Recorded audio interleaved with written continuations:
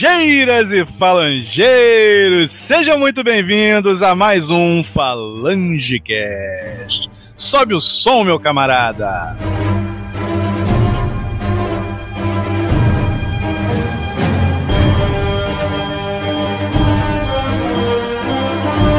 E hoje para falar de novo de Guerra Infinita, né, meu camaradagem? Porque se você acompanha a Falange, você já sabe que a essa altura do campeonato gravamos um podcast sobre Guerra Infinita antes do filme sair, com todos os nossos chutes, nossas apostas, chutes para fora, é bom ressaltar, mas isso é assunto para durante esse programa. FalangeCast, aquela resenha boa sobre o mundo louco da cultura pop. Eu sou Náusea, como você bem sabe ou não, tô aqui no QG e vou estabelecer comunicação por rádio dessa vez com a minha galera pra gente falar sobre Guerra Infinita, começando por Jano, câmbio. Olá, Náusea, tudo bom? Belezinha, meu camarada, tá bom o som aí, não? Tá ótimo. Então é isso. Então, além de Jano, temos o meu parça Mãe Serpente. Saudações, pessoal. Belezinha, cara? Belezinha, tudo certo por aqui. Então já é. Bastille, câmbio. Bonjour ou bonsoir. Bonsoir, bonjour. E por último, mas não menos importante, meu parça Professor Lumière, beleza, cara? Beleza, boa noite a todos. Boa noite. Então agora está feita a Rede Nacional da Falange. E esse é o FalangeCast Guerra Infinita 2, porque o primeiro já está lá no site, é bom ressaltar. Sobe o som, meu camarada!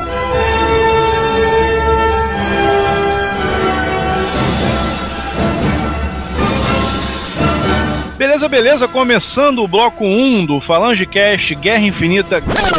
Cara, vai ser FalangeCast Guerra Infinita 2? Tem um título melhor, não? O que vocês acham? O primeiro se chamou Rumo à Guerra Infinita. Acho que esse pode ser depois da Guerra Infinita. Ah, então ótimo. Então beleza. Voltando.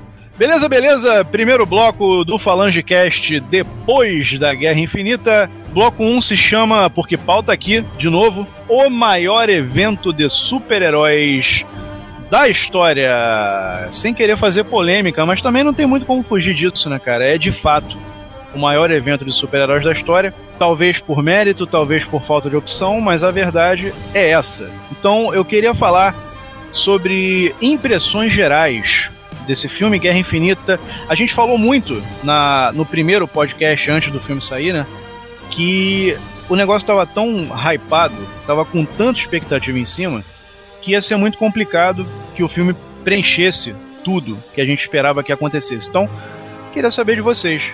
Gostaram ou não? É melhor do que esperava? Foi uma merda? É um evento realmente grande? É o maior evento de super-heróis da história? Queria que vocês falassem. Com quem eu começo? Levanta a mão. Quanto a ser o maior evento de heróis da história, não tem como fugir disso, porque é o maior evento no sentido... No sentido de história, de discutir e tal, a gente vai entrar depois. Mas se você for falar por números, não tem como negar que é o maior evento, sim. Por causa do orçamento, por causa do que vai render de bilheteria, que já está me ajudem, já passou de 1 bilhão em 11 dias. Então, com certeza vai ser um dos maiores. Se não for maior, vai ser um dos maiores.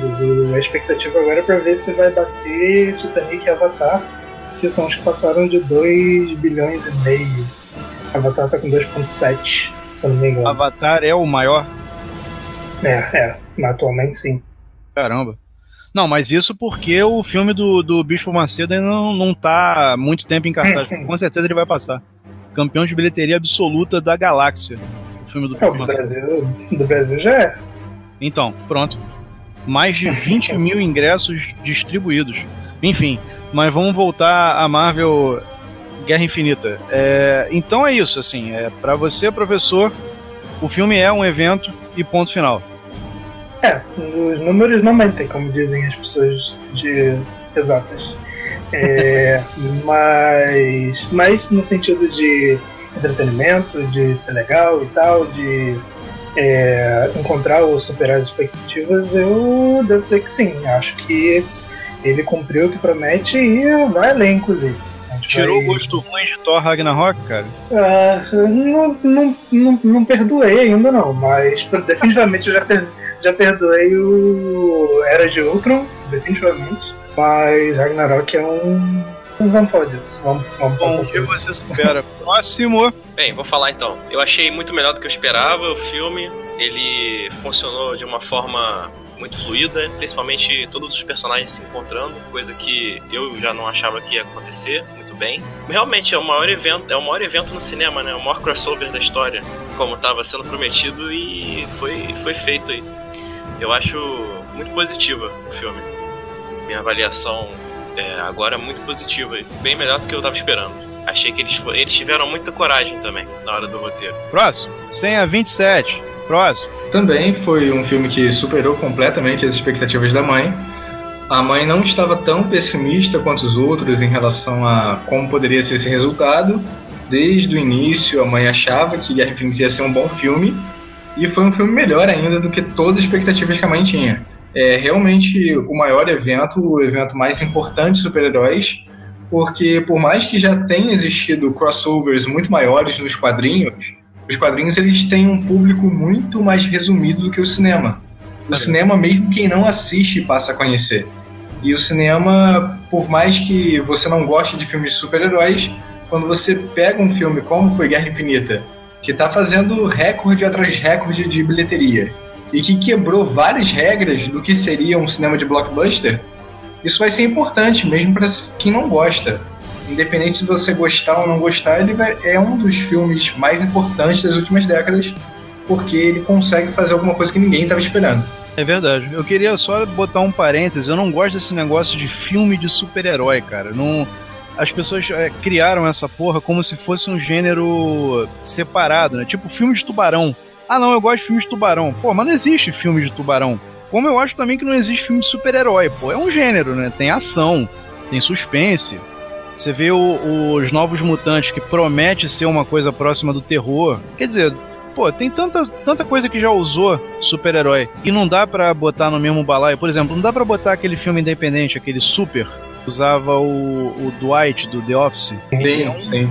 Né? Não dá pra botar no mesmo balaio dos filmes da Marvel, por exemplo. Não é tudo filme de super-herói, cacete. Eu tenho esse questionamento na minha cabeça. Não sei se vocês concordam.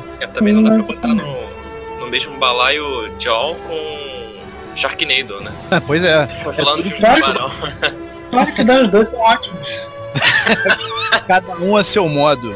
O cara não gostou de Ragnarok e gostou de Sharknado. Vamos voltar pro assunto, porque a Bastille ainda não falou. Bastille, por favor, desculpa te deixar por último. O pessoal é prolixo e não tem capacidade de síntese. Principalmente eu. Tudo bem, eu concordo com tudo que foi dito até agora. É um evento muito importante. Acho que não tem dúvida. É o maior evento de super-heróis. Eu gostei muito porque o filme conseguiu surpreender em vários momentos. Na verdade, acho que conseguiu alternar muito bem as cenas de esperança e de desespero, de forma que eu não sabia o que ia acontecer no final. Então até o último minuto eu fiquei bem tensa e isso me agradou bastante. Show de bola. Então, por último, na Ausão da Massa, cara, impressões gerais, o filme é visualmente poderosíssimo, ele é uma apoteose, é muito mais do que um filme, né, porque... Assim, eu sentei do lado de pessoas que não acompanharam o universo Marvel como a gente acompanha, e muita gente boiou bonito. Tinha gente perguntando por que o Thor tá com olho só e de cabelo cortado, por exemplo. Quem é aquela menina verde e por aí vai, né? Mas ainda assim as pessoas curtiram porque tinha muita ação, tinha muita reviravolta. E o final fudeu com a cabeça de todo mundo, né? A gente vai chegar lá, mas... Enfim, dando um veredito resumido, porra... É um evento, além de um filme, é um grande evento. Eu acho que supriu a minha expectativa, pelo menos, apesar de estar muito hypado. Cumpriu bem o que prometeu. A construção do Thanos foi muito legal. Assim, eu já vi nerd velho tirando a calça pela cabeça, porque, tá diferente. Porra, já não deu tempo bastante pra pessoa se ligar que cinema é uma linguagem e quadrinho é outra. Vai ser diferente, caralho.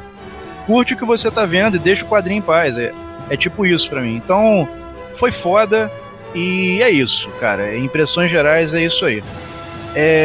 Falando em diferenças, eu queria falar do jeito Marvel de fazer filme, né? Que a gente sabe que é fazer gracinha, fazer humor. Tem certas situações que cabe muito bem, como foi com Guardiões da Galáxia.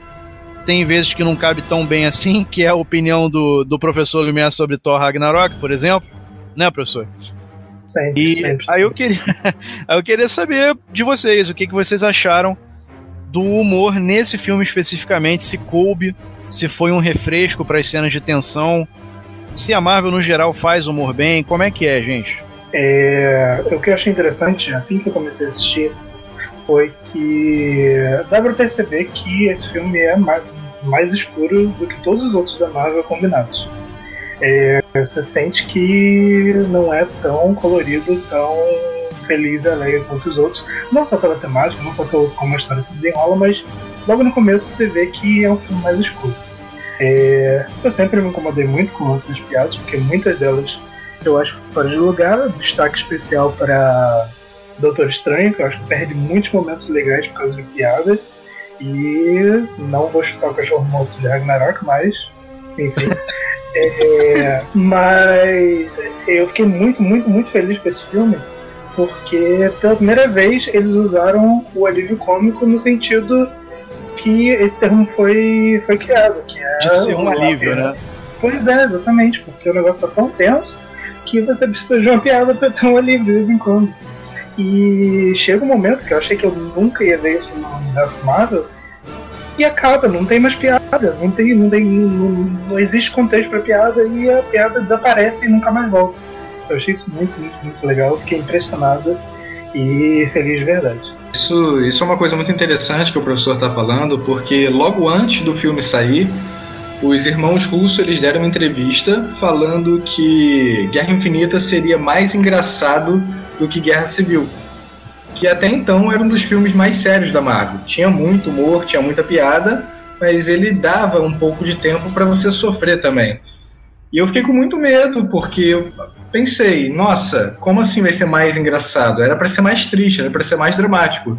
E aparentemente era uma pegadinha, porque Guerra Infinita é sem dúvida nenhuma o filme mais dramático da Marvel, o filme mais tenso, o filme mais pesado, e realmente dá pra contar nos dedos as vezes em que você vê algum tipo de piada, e elas são muito bem colocadas e muito bem afastadas dos momentos mais dramáticos. Isso permite que você sinta as coisas que você tem que sentir. Eu não lembro mais tão claramente de Guerra Civil, mas realmente não tinha muita piada ali, não tinha muita piada, sabe, escrachadona como foi em Ragnarok, por exemplo. Mas esse filme eu acho que teve até... É complicado contar, né? Mas eu acho que ficou numa proporção boa. Teve bastante piada, mas como elas foram muito espalhadas, como você falou, mãe, a gente não ficou muito com essa sensação de que era um filme bobinho, né? Até porque, porra, a parte toda do Thanos com a Gamora e como terminou, porra, não tem espaço pra fazer gracinha ali, né, cara? Aquilo ali foi muito pesado. Acho que além de botar as piadas em momentos que era pra aliviar mesmo, eles fizeram humor com personagens adequadas. Não botaram qualquer um, tipo Doutor Estranho, pra fazer piada o tempo todo. Acho que ficou bem focado nos Guardiões, por exemplo, que sempre tem esse tom mais leve. Então acho que usaram muito bem os personagens pra criar momentos dramáticos e momentos divertidos também. Verdade. Falando em Guardiões, nota mental, né, pra abordar isso depois, transformaram o Peter Quill num babaca, né, nesse filme. Mas depois eu vou falar disso. Falta o Jano falar, né? Isso. Ao contrário do que o professor acha, né, eu não acho que a Marvel tem um problema geral com o humor, assim. Eu acho que ela teve um problema com o filme do Doutor Estranho, que ficou ruim mesmo. Porque o Ragnarok, eu acho que ele se propõe um filme engraçado desde o começo, então eu não vejo como uma quebra de imersão, tal como foi no Doutor Estranho, o filme do Ragnarok. E em Guerra Infinita, eu achei que o humor ficou muito bem feito. Inclusive aquela brincadeira do Peter Quill com o Thor ficou muito engraçado, e o Drax como o alívio cômico também ficou muito bom, porque o ator que faz o Drax, na verdade, ele nem é ator, né? Ele é um lutador de luta livre. Sim, é o Batista, né? Batista. Aí, e acharam essa veia cômica dele e ficou muito bom, né? E aquela parte do Thor, que é como o homem perfeito, então muito engraçado, né? O Pirata Anjo, né? É o Pirata Anjo. Pirata Anjo. E a comparação com Peter Quill, que inclusive sofreu várias críticas, o ator, né? Por ter engordado na internet, e o pessoal falando que ele tava mais gordinho, e brincaram com isso no filme, que eu achei bem legal. É verdade, assim. Não, ele teve o Peter Quill, ele começou tendo uma síndrome de pau pequeno ali, já querendo engrossar a voz pra querer competir com o Thor, né? Sim. Cara, você tá engrossando a voz? Não, minha voz é assim mesmo. Essa parte é muito boa. Eu não achei problemático a intervenção do Quill quando, tipo, o Thor fica encostando na Gamora, quando ela fica mexendo nos músculos dele. Acho que não foi assim... Não foi com a intenção de ser babaca, foi mais Insegurança. a insegurança dele aparecendo. Eu também acho. Não achei babaca, assim. Ele foi babaca na hora da luva só, eu acho. Sim, É outra coisa. Mas é um babaca idiota, justificado, gente. É. Tá justificado assim, né? Percebe como é que ele reage em Guardiões da Galáxia 2 quando ele descobre que o Ego matou a mãe dele. Ele também. Cara, é a mesma ele coisa. sempre foi explosivo. Ele sempre foi assim. Ele nunca teve muito limite sobre o que tem que fazer ou não. Então acho que tá dentro do personagem, tá de acordo com o personagem. Assim, Você tá fala. dizendo, Diga, tá João. dizendo que ele é um babaca desde sempre, por isso nós devemos perdoá-lo. Isso, porque antes você gostava dele ser babaca. Mas era um tipo diferente de babaquice, sei lá. Era um babaca heróico. Agora é um babaca que perdeu a luta. Foi um babaca que atrapalhou. Ele nunca tinha sido isso, né? Quando você perde, cara, acabou o seu fundamento pra ser babaca, entendeu? Quando você tá ganhando, ninguém liga. É verdade. Não, mas se vocês já estão falando que ele é babaca por causa da luva, eu não concordo, porque tudo bem que ele impediu os outros de tirarem, só que ele não é a única pessoa que comete um erro gigante ao longo do filme que compromete a vitória. Isso é. A gente vai chegar lá. Já que a gente tá falando do Peter Quill e de outras interações com o Peter Quill, vamos falar de tempo de tela, gente. Eu queria... Cara, eu achei... Assim, Mãe escreveu na resenha que, de fato, não dava pra explorar, não dava pra desenvolver personagem ali, porque o filme não se propunha a isso desde o início. A gente sabia que não era terreno pra desenvolver personagem, né? Eles seriam o que eram e pronto. Não ia ter nenhuma jornada, não ia ter nada disso. Mas ainda assim, a gente... eles tinham um trabalho hercúleo pela frente de fazer tanto personagem assim interagir, e essas interações tinham que ser naturais. Você tinha que criar conflitos e depois criar soluções para esses conflitos, e todo mundo se estranhou em maior ou menor grau em algum momento do filme, né? Então eu queria falar um pouco sobre, sim. Eu particularmente achei que foi muito legal a interação do Peter Parker com o Quill, os dois Peter falando de anos 80. Achei legal.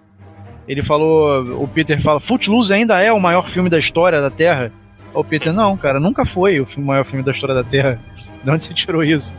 E referências a aliens e tal. E Doutor Estranho e Tony Stark também fazendo um concurso de tamanho de pinto. E por aí vai, né? Esse tipo de coisa. Eu achei que ficou bem legal as interações. Queria saber de vocês, caros amigos. Câmbio. Realmente essa questão dos personagens não serem desenvolvidos é o que a gente poderia apontar como a maior falha do filme Guerra Infinita.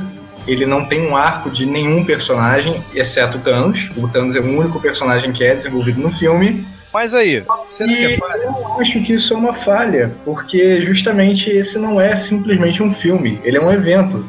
É que nem quadrinho dos Vingadores. Eles estão transportando a lógica dos quadrinhos para o cinema. Você vai ver o desenvolvimento da personagem na revista solo. E quando for a hora do crossover, é só para jogar centenas de personagens ali no meio da revistinha e resolver uma história em específico.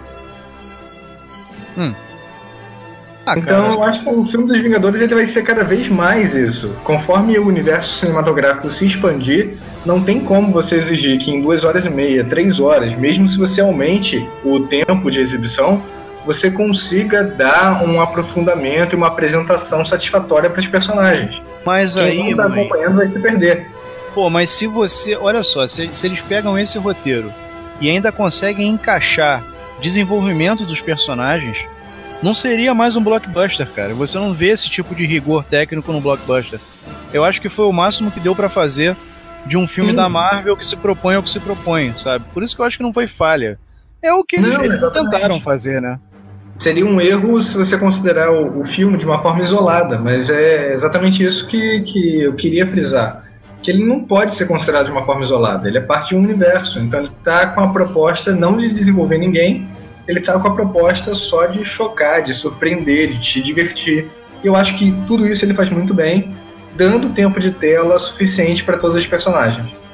Eu acho que assim, não tinha como realmente desenvolver todos os personagens, porque são só 2 horas e meia e são dezenas de personagens. E apesar disso, eles conseguiram muito bem desenvolver toda a história do Thanos, que até agora tinha aparecido como um vilão qualquer, que só queria poder. E dá pra entender muito bem ele. Eles conseguiram também desenvolver muito bem a história da Gamora com ele. Achei a relação deles muito bem trabalhada, a forma como, mesmo no presente, com ela adulta, pelas interações entre os dois, dá pra entender como é que era a relação quando ela era criança ainda. Então, isso gostei muito. Acho que também a questão do Visão com a feiticeira, por mais que não tenha tido muito tempo, o início foi suficiente para a gente entender, quando chega o momento da feiticeira tirar a joia, destruir a joia, dá para entender o quão difícil isso é para ela. Acho que eles conseguem mostrar o suficiente do relacionamento deles para que a gente se bote no lugar e chore junto. Verdade. O relacionamento do Visão com a feiticeira é uma pessoa que consegue manipular a realidade e um organismo ali que quer ser cada vez mais humano, né? Dá pano pra manga, né? Esse tipo de desenvolvimento de personagem, né? E eu acho que eu concordo com a Baixelha, assim, no pouco tempo que teve, passaram o recado, né? Deu pra gente pelo menos entender o que tava em jogo ali. É o Pinóquio namorando a Fada Azul, né?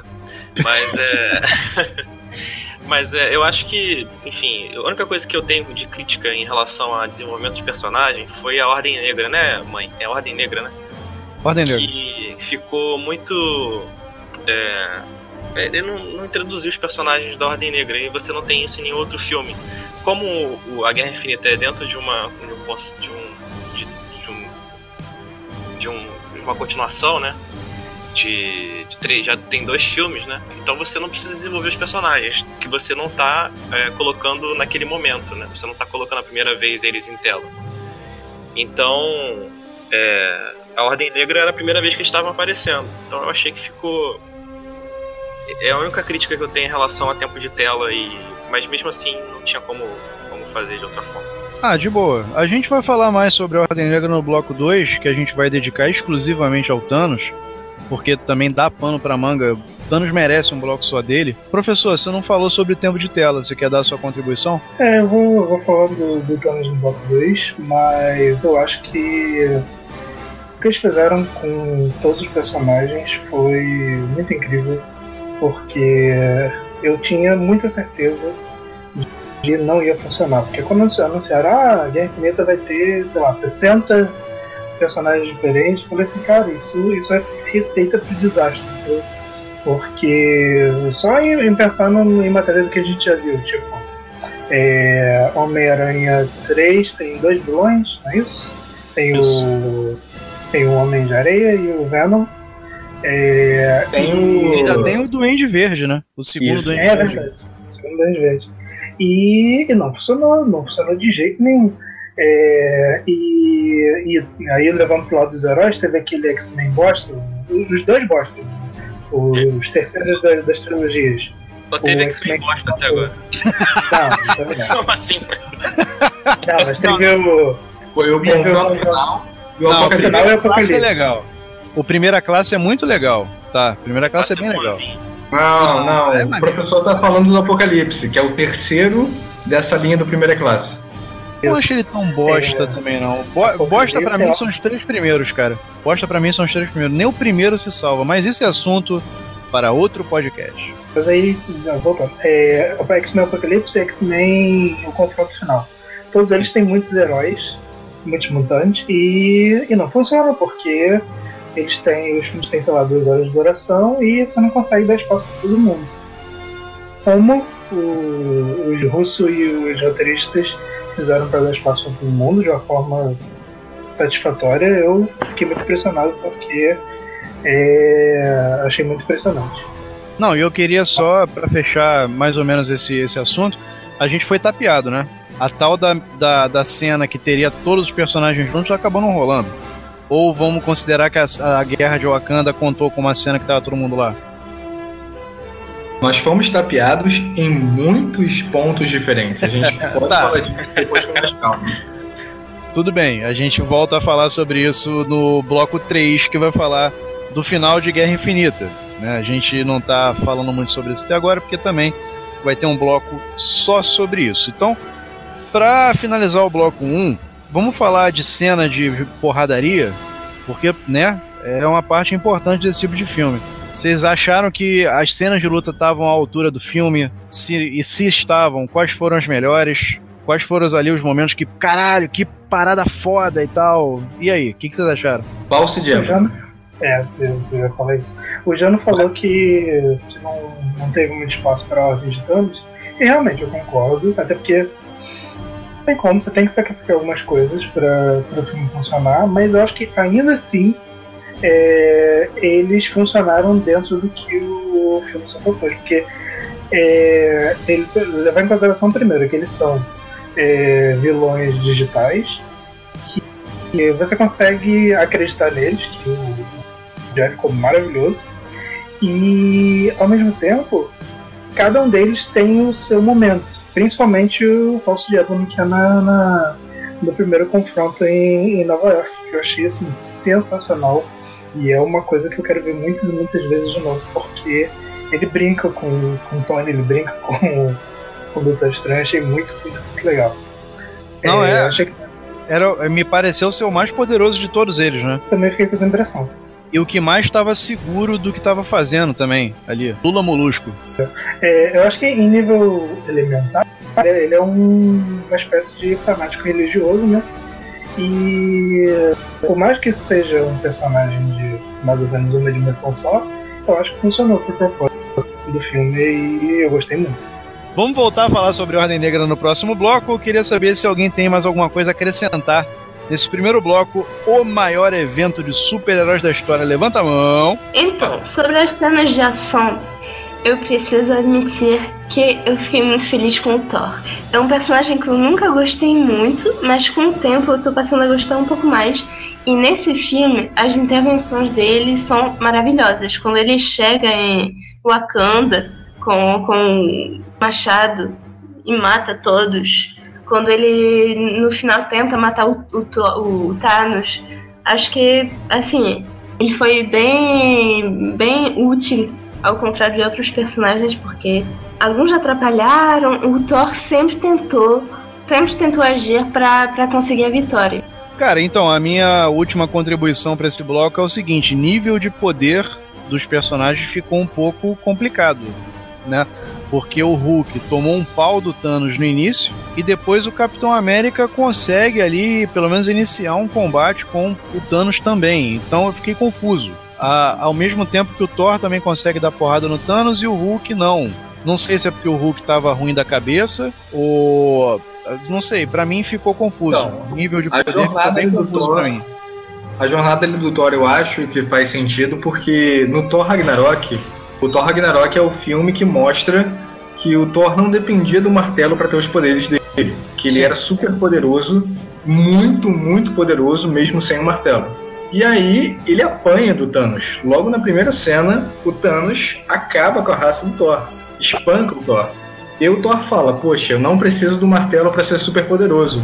Mas e se agora que eu descobri que eu não preciso do martelo para ser super poderoso, se eu tiver um martelo, melhor ainda do que eu tinha?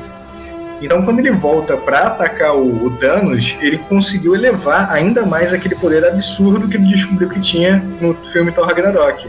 Então eu acho que é um desenvolvimento muito bom de mostrar como é que o Thor realmente é um deus ali no universo Marvel.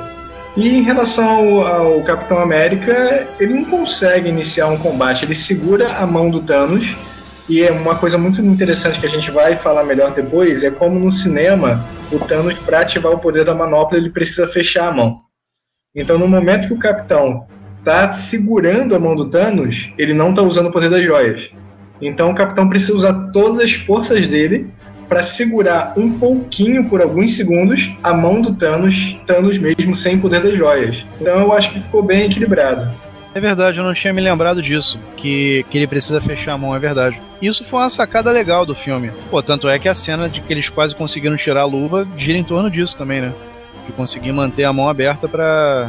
não só pra tirar a luva, mas também pra que ele não acessasse as pedras, né? Eu Outra acho coisa. Que uma coisa que eu queria falar é que o Thanos, aparentemente, durante o percurso do filme, né? Ele parece que ele brinca um pouco com os heróis, ele quer saber os limites dos caras, e ele tá mais preocupado até...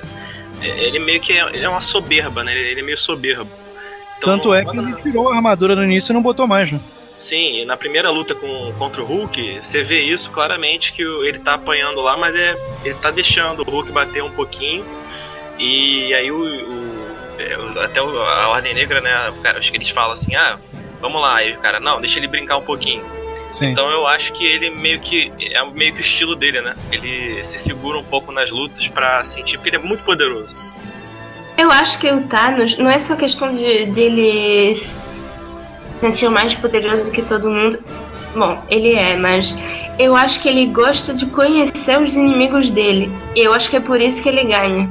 Que ele observa e vê as fraquezas de todo mundo antes de simplesmente acabar com eles. Falo nada, só observo. Professor, você quis falar alguma coisa? Falando do ponto de vista diretamente estrutural, eu acho que esse começo que o Thanos ele derruba o Hulk é uma cena muito importante, porque ele tá dizendo pro público quem é esse cara, entendeu? Porque você viu o Hulk no primeiro Vingadores, quando ele fala Hulk Smash, ele sai arrebentando tudo, ele bate no Loki. No segundo Vingadores, ninguém consegue controlar ele, nem o Tony com a armadura que teoricamente seria o Buster, né? E aí, logo no começo desse filme, você tem um cara que vem e derruba o Hulk em poucos segundos de combate, entendeu? Então, acho que essa cena serve para o público falar assim: caralho, esse cara aí, ele é diferente, ele não apanhou do Hulk. Então. O Hulk serviu como uma régua ali, né? Subiu o nível lá em cima, né? Falando assim faz mais sentido, assim. Tava me incomodando, agora já não tá tanto. Viu como é que é bom conversar sobre as coisas? É muito bom, cara. Então é por isso que a gente vai continuar conversando agora. Vamos terminar o bloco 1 do Falange Cast depois da Guerra Infinita e vamos começar o bloco 2 depois que subir o som. Sobe o som, meu camarada.